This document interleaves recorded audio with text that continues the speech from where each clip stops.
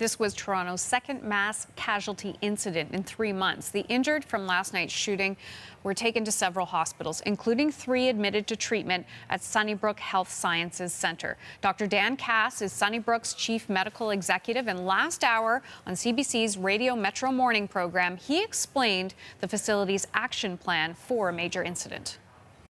There's a combination of care providers from the emergency department, doctors and nurses that are stationed in the emergency department. There's a trauma team that has a trauma team leader, usually a surgeon or an anesthetist, who comes down and begins to assess the patient as well and start to make decisions. And in this case, multiple patients starting to both triage and make decisions about treatment, who's the most urgent, who needs to go to the OR, who doesn't, and to start preparing to get patients to the care they need.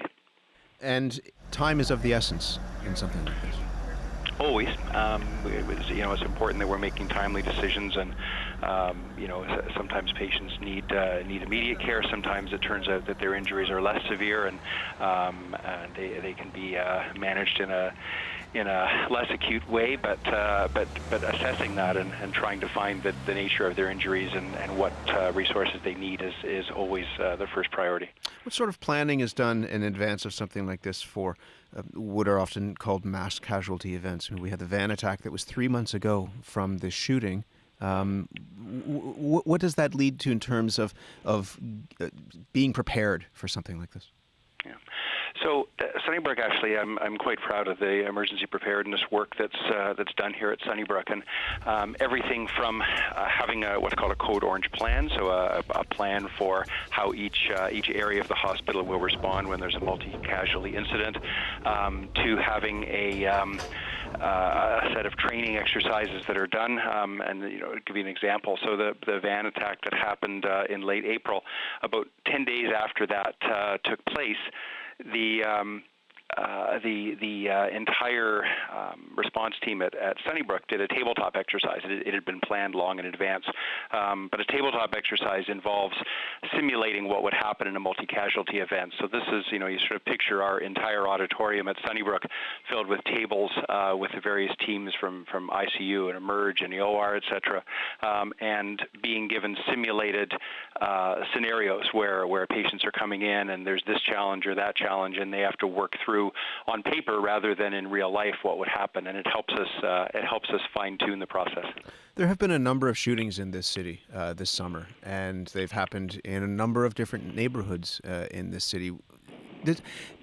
I don't know whether that prepares your hospital for something like this, but what is the effect of that, what we've seen this summer on the work that you're doing? Well, I think it's beyond the impact on just the hospital. I think all of us in Toronto are struggling with the impact of gun violence that we've seen. But as you know, it's not limited to gun violence. I mean, we had 10 patients brought here from the van attack, as we've mentioned, on Yonge Street. So it's beyond gun violence, and I think it's beyond the hospital. But for our team, it's difficult. It's difficult to see people who are the victims of intentional acts of harm. But it's also part of what they do, and they manage the best they can. We have a very strong team here with our social work and spiritual care team that support families during times like this, and try to give them as much support and as much comfort as we can during a really difficult time. I was going to say, I mean, the effect of that on people who are around the incidents is one thing, but those who are first responders, there has to be a lingering effect as well. There is, and we have to be really sensitive to that. I think if there's one thing that we learned, one of the many things, but one that stands out to me after the Yonge Street van attack was, I think we all tried to jump back into action after the event more quickly than we might have. I think we underestimate sometimes the impact that it has on our care providers. They're human. This is their city. It's difficult for all of us, and even more difficult when you're involved in the care of patients who have been affected in this way.